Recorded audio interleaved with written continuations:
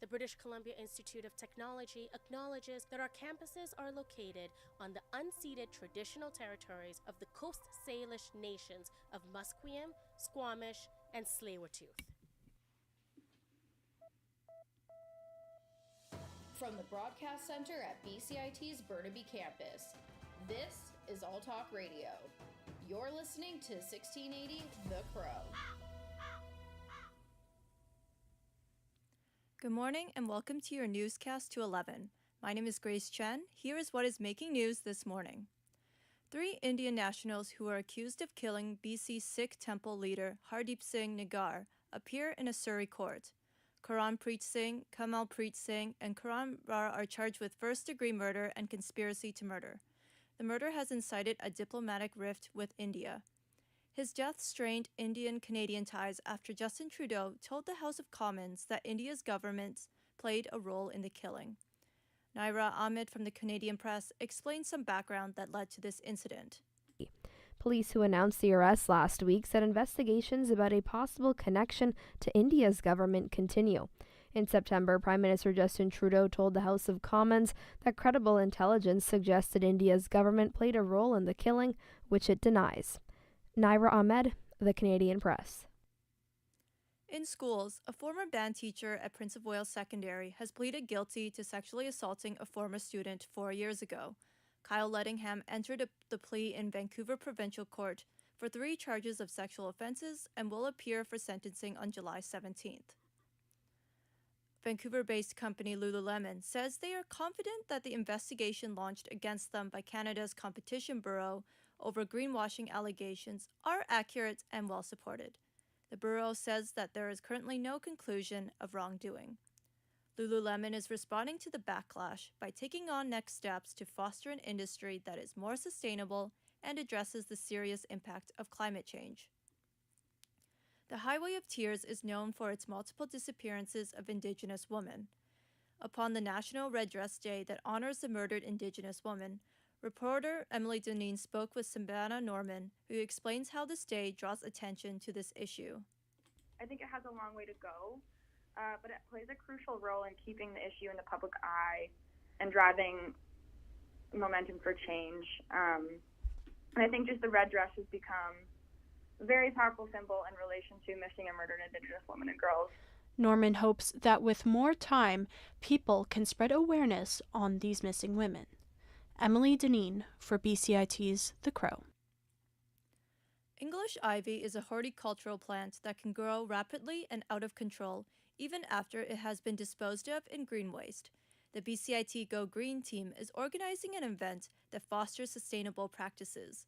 One of these practices is ivy weaving, which is transforming ivy into an artistic endeavor. Reporter Gina Tang spoke with Joe Boyd, who elaborates further on this innovative way of recycling ivy. And they do a lot of stewardship around Still Creek. And they were holding something called weeding and weaving. So weeding, removing invasive plants like ivy, and then you weave it into something useful. Ivy weaving involves managing the ivy growth by cutting it down and weaving it into baskets, wreaths, or other decorative items. Gina Tang, BCIT's The Crow. In Ottawa, the Global Affairs Department says 6 Canadian children have been repatriated from detention in northeastern Syria. Their mission is to protect the children's privacy and help them start a new life.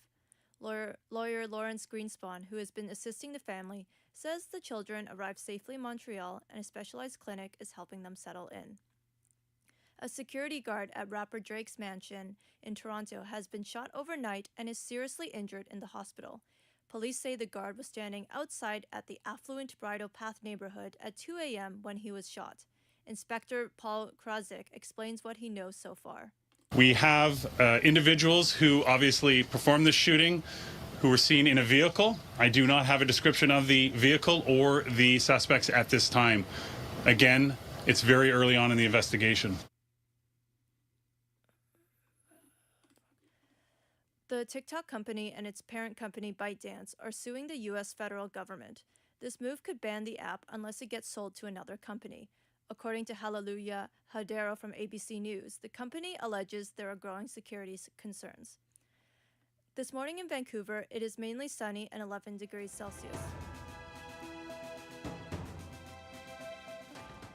Stay tuned for more on BCIT's 1680 The Crow.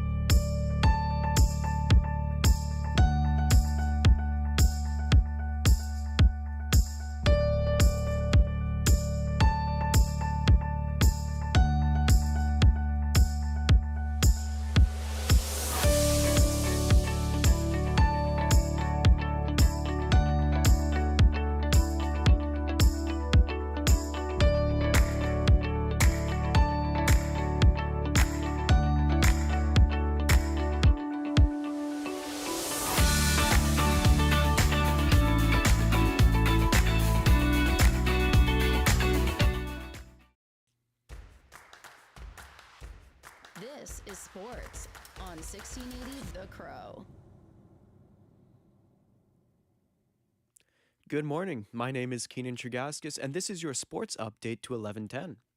Game 1 of the Vancouver Canucks playoff series against the Edmonton Oilers is 1 day away. For those wanting to watch the game live, Ticketmaster currently has the cheapest single ticket prices set at just over $400. For those not willing to spend that much, the city is looking into setting up watch parties around Vancouver for the second round of the playoffs. Puck drop is set for Wednesday at 7 p.m. Last night, the Boston Bruins took Game 1 of their playoff series against the Florida Panthers in a commanding 5-1 victory. The team was led by goalie Jeremy Swayman, who stopped 38 shots. Defenseman Brandon Carlo was also a key factor to the win, scoring just hours after his wife gave birth to their son. He says that made for a memorable day. Definitely 24 hours that I won't forget. I don't know. I think Pasta might have skated over and grabbed that puck for me. That would be pretty special to have for sure. I don't score very often, so very cool experience for me. And, there was a part played there by God, so very thankful. Game 2 is in Florida tomorrow night. With NHL awards season a month away, the NHL has announced the finalists for the Hart Award. Nikita Kucherov, Nathan MacKinnon, and Connor McDavid are the 3 nominees. McKinnon is the only one of the 3 who has yet to win the award. McDavid has 3 Hart trophies, while Kucherov has 1. The NHL Draft Lottery is tonight at 3:30 p.m. Macklin Celebrini is expected to go first overall after recording 64 points in 38 games with Boston University this year.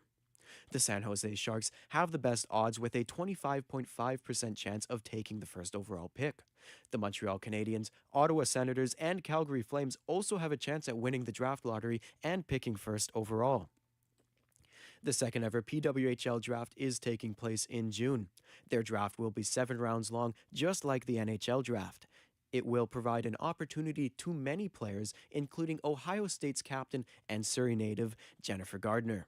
But I am planning to attend the draft, as well as a lot of my friends from Ohio State who are graduating as well are going to go. And then my family will probably join me out there. And yeah, it's going to be super exciting to get to physically be there. And obviously, I got to watch the first inaugural draft on TV last year, and it was pretty cool. So just to have the opportunity to take part in one myself is going to be a pretty cool experience. The Oklahoma City Thunder host the Dallas Mavericks in the second round of the NBA playoffs today. Thunder point guard and Canadian Shai Gilgeous-Alexander, who is also an MVP finalist, will be leading the charge. This is the first time the Thunder have made the second round of the playoffs since 2016, where they made it all the way to the conference finals. The Minnesota Timberwolves took a commanding 2-0 series lead over the defending champion Denver Nuggets last night. The Timberwolves limited the Nuggets to 80 points while having 12 blocks. Center Naz Reid says the team is yet to reach their highest potential. I think today we were at another level. I don't think I've ever seen us at that level, but I'm definitely excited. I definitely will take it. But I think we have another level to our ability, so let's keep it going. They won last night without Defensive Player of the Year finalist Rudy Gobert. The Vancouver Canadians are having a superstar appearance at tonight's game. Marco Estrada, ex-Toronto Blue Jays pitcher, will be at the game as the Canadians are having a mini poster giveaway. Estrada was with the Blue Jays for 4 seasons and was a one-time All-Star with the team. They take on the Seattle Mariners affiliate, the Everett Aqua Sox, with first pitch set for 7:05 p.m. Over in Europe, the Olympic torch is finally entering France. The torch is set to enter Marseille tomorrow after going on quite a journey. The torch was lit in ancient Olympia on April 16th before boarding a ship for its month-long journey to Marseille. This has been your sports update to 11:10. I'm Keenan Trigaskis, and you are listening Stay tuned for more on BCIT's 1680 The Crow.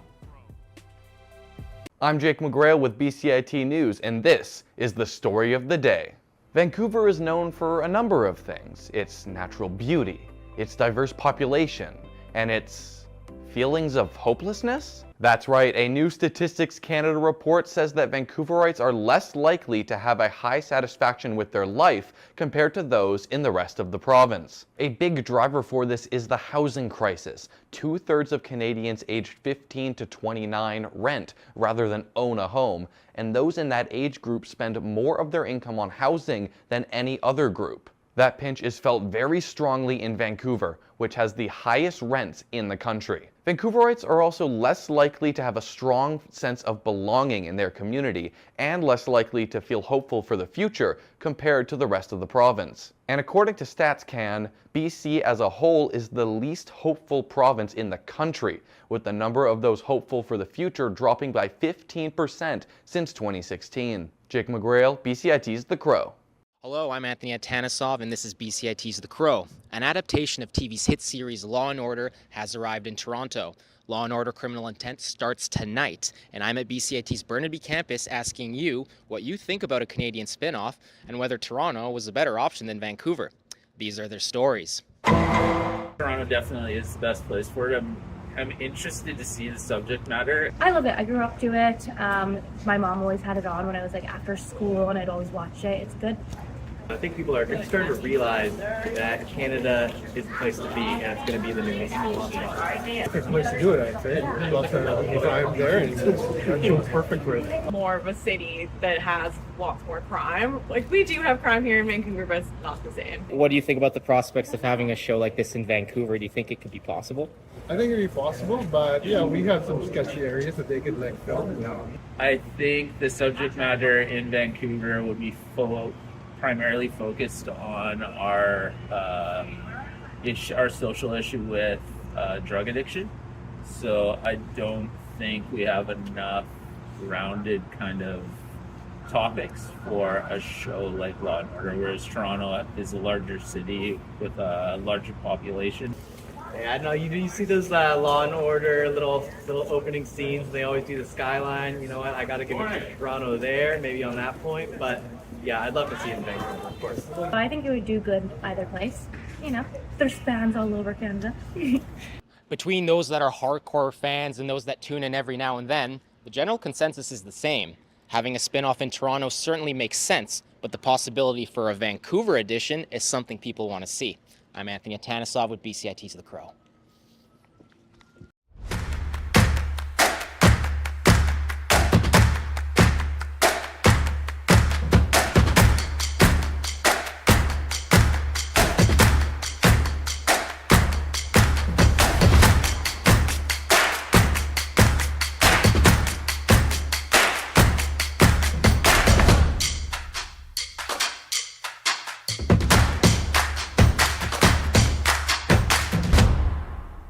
Everything is changing to digital. Everything is online. People aren't just waiting for the 6 o'clock news anymore. People want their news right now. They want to be able to go onto their smartphone, onto the internet, and see the news that they want to see. Vancouver is growing at a really rapid rate, the Lower Mainland even, and with the tools that we're given here, we're able to cover all of that. Welcome to BCIT Magazine. I'm Radhika Sikki-King. In the program, they really leave it up to you. I mean, the help is there when you need it, figuring out how to use the programs like Premiere, Audition, and figuring out how to use the cameras. But it's up to you to sort of experiment and figure out what you can do when you go out in the field. They brought candles and flowers to remember the student who lost her life yesterday. Theresa May says the international community condemns Moscow. They really make sure that you know the basics and you are able to put out a quality product. I'm Brady Tretnero. And I'm Radhika Sikki-King. Thank you for tuning in to BCIT Magazine.